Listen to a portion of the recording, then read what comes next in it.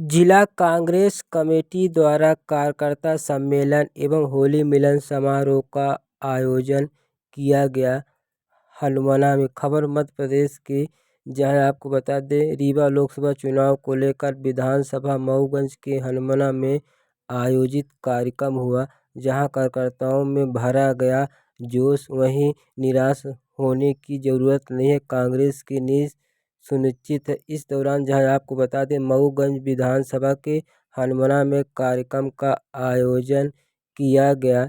इस दौरान जहां कार्यकर्ता सम्मेलन एवं होली मिलन समारोह का आयोजन किया गया, जिसमें हजारों की संख्या में कार्यकर्ता का जनसैलाब उमड़ा। इस दौरान जहां कांग्रेस पार्टी के द्वारा भाजपा सरकार पर कई गंभीर आरोप लगाए गए, जहां कार्यक्रम के दौरान लोकसभा प्रभारी एवं पूर्व विधायक सुखेंद्र सिंह बन्ना के नेतृत्व में आयोजन किया गया। इस दौरान जहां लोकसभा कांग्रेस उम्मीदवार नीलम अभय मिश्रा, सिमरिया विधायक अभय मिश्रा सहित जिला अध्यक्ष रीवा राजेंद्र शर्मा सहित जिला अध्यक्ष मऊगंज पद्मेश गौतम, जिला कांग्रेस कमेटी के ग्रामीण संगठन मंत्री रवि तिवारी, युवक कांग्रेस अध्यक्ष आशुतोष तिवारी सहित काफ़ी संख्या में कांग्रेस पार्टी के पदाधिकारी भी मौजूद रहे, जहां कार्यकर्ताओं में काफ़ी जोश एवं उत्साह देखा गया है।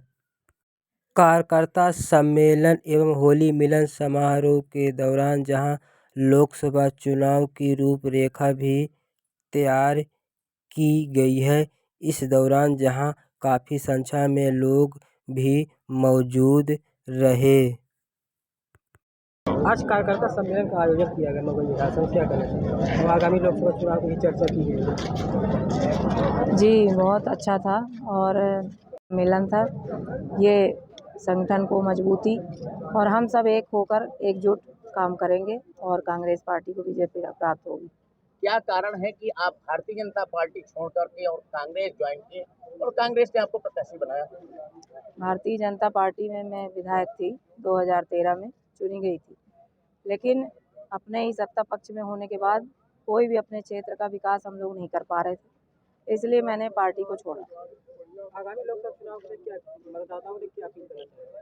आगामी लोकसभा चुनाव के लिए मैं यही अपील करना चाहूँगी कि जो भी ज़मीनी स्तर के काम हैं, जो विकास के काम हैं, जो कि जनता के असली काम हैं, उसमें मेरा फोकस रहेगा कि उन्हें पूरा करने का पूरा प्रयास करूँ। मुद्दे क्या हैं आप? मुद्दे मेरे ये हैं ज़मीनी स्तर के, कि जैसे गरीब लोगों को, जो कि जैसे हमारे युवा हैं, उनको रोज़गार का साधन मिले, महिलाओं की सुरक्षा में बात हो, बच्चों के भविष्य से खिलवाड़ ना हो, हमारे जो युवा नशे की ओर जा रहे हैं उसकी रोकथाम हम लोग कर सकें, और छोटे बच्चे जो हैं उनकी शिक्षा, सबसे प्रमुख मुद्दा शिक्षा का है। इस बार भैया सब कोई मिल करके 63 से 75 करने की जरूरत है, जिसमें कहीं न कहीं हम लोगों को, और एक कारण इसमें सबसे बड़ा ये पड़ता था कि लोकसभा में लोग आ जाते थे और विधानसभा में लोग चले जाते थे, और जब लोकसभा में आते थे तो विधानसभा वाले कुछ एक दूसरे को देख करके डिस्टर्ब भी होने लगते थे। तो जो मेन लोकसभा के प्रत्याशी हुआ करते थे वो अपनी पोलिंग तक हार जाते थे।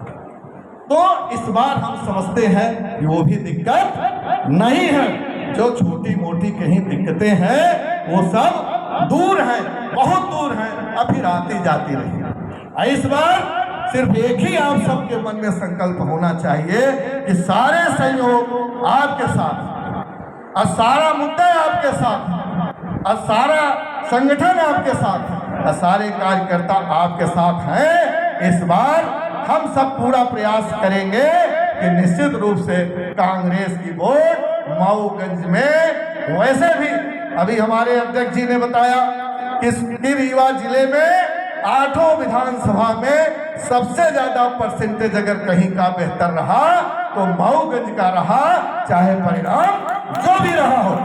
तो मेरा ये कहना है कि आप सब भले चुनाव हारे, लेकिन आप सबने मऊगंज का मान सम्मान बढ़ाया है। इसके लिए मैं आप सबका तहे दिल से इस मंच के माध्यम से स्वागत करते हैं, अभिनंदन करते हैं। और ये लोकसभा का चुनाव, मैं पहले ही बोला कि आज़ादी की दूसरी लड़ाई है, और ये नीलम मिश्रा अभय मिश्रा का चुनाव नहीं है, यह चुनाव कांग्रेस के कार्यकर्ताओं का नहीं है, यह चुनाव भारत देश के जन जन का है। अगर इस बार नरेंद्र मोदी सरकार अगर फिर से सत्ता पर बैठ जाएगी तो आने वाला समय, आने वाली पीढ़ी भूल जाएगी कि प्रजातंत्र और लोकतंत्र इस देश में था कि नहीं था। इस बात का ख्याल रखना है और अपने पोलिंग स्तर पर जा करके आम जन को, माताएं बहनों को 1500 1000 की जो बात है इसको निकालना है, समझाना है। ये हमारा भाषण हो, चाहे अभय भैया का हो, चाहे नीलम दीदी का हो, चाहे आपके राजेंद्र भैया का हो, चाहे आपका हो, जो आपकी सोच है इन बातों को जन जन तक पहुंचाएंगे, तब जाकर के हम लोग लोकसभा को जीत पाएंगे। और हमारा कर्तव्य है कि मऊगंज और रीवा लोकसभा जब जीतेंगे तभी देश में आजादी की लड़ाई में और राहुल गांधी के हाथों को मजबूत कर पाएंगे, अपना योगदान दे पाएंगे। जब देश आजाद हुआ तो भगत सिंह फांसी पर झूले, चंद्रशेखर आजाद को गोली लगी और महात्मा गांधी जेल में। उनको चाहिए स्टाम्प, क्या कहते हैं उसको, रबर, और आप देखिए वो इसी तरह काम करते हैं।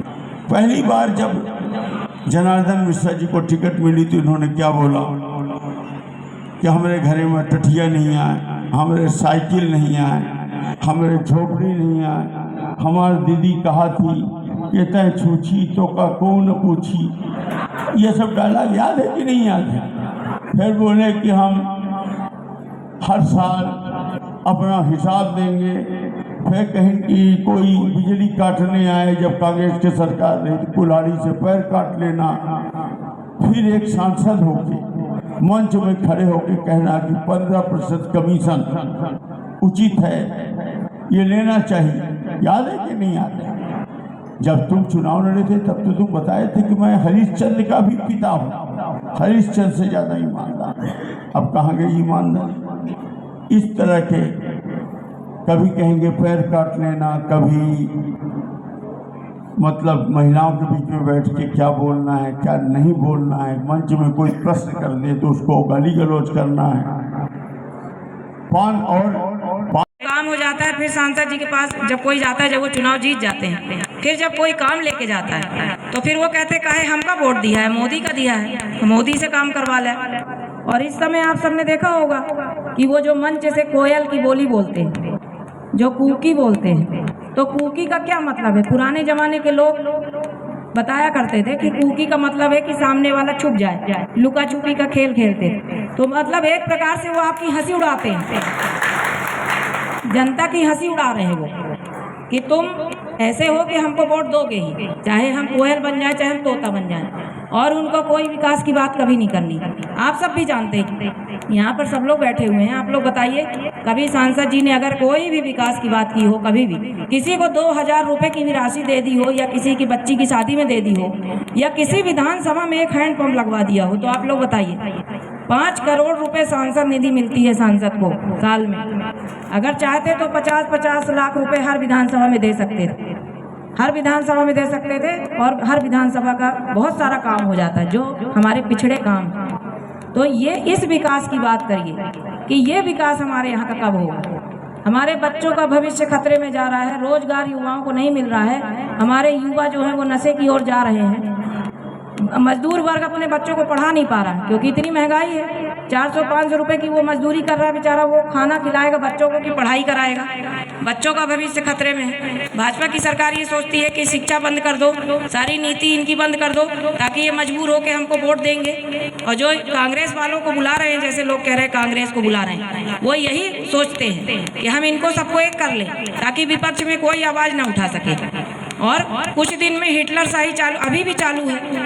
अगले पंचवर्षीय अगर आपने जिता दिया तो पूरी तानाशाही चालू हो जाएगी, कोई चुनाव नहीं होगा, मोदी जी खुद कुर्सी में बैठ जाएंगे और उसके बाद प्रजातंत्र की को खत्म कर देंगे।